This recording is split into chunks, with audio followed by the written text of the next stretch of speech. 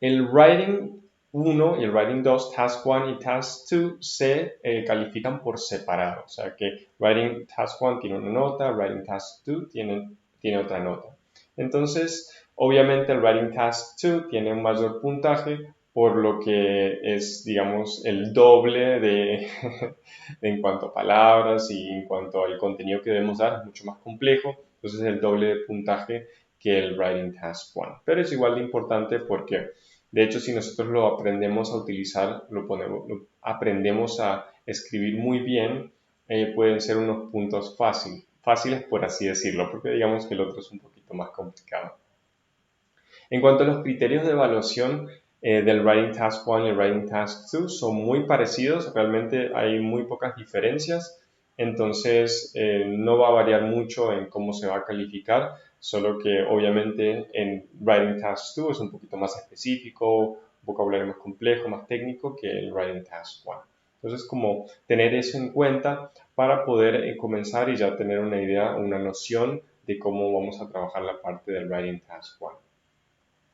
También es importante tener en cuenta que lo que vamos a hablar en esta sesión es sobre el tono de la carta. Porque ya sabemos que vamos a escribir una carta, ¿cierto? Entonces vamos a hablar sobre el tono. Cuando hablamos del tono, hace referencia a qué tipo de carta es, si es una carta formal o una carta informal, ¿cierto? Es como una idea general de lo que vamos a estar hablando en más detalle. Lo que tenemos que tener mucho cuidado cuando estamos hablando de este tipo de actividades es que tenemos que tener un objetivo claro, no podemos simplemente decir, bueno, ya sé cuál es la consigna, voy a empezar a escribir, tengo una idea general de cómo se escribe una carta, eso no funciona así, ¿cierto? Tiene, digamos, una metodología que es cómo se debería trabajar para que fuera, para demostrar y saber qué es lo que se espera de nosotros.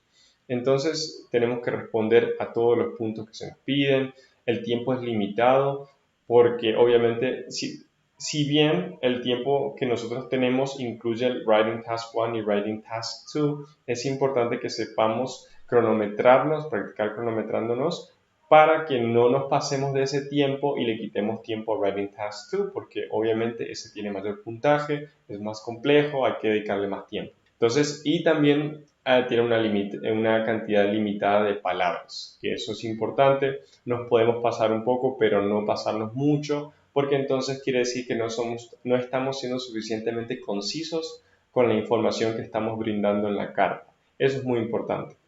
Tiene un límite mínimo, pero tampoco nos podemos pasar demasiado, aunque no tenga un límite máximo, ¿cierto? Dar esa información lo más conciso posible dentro de ese tiempo, dentro de esa cantidad de palabras que vamos a estar utilizando dentro de Writing Task 1.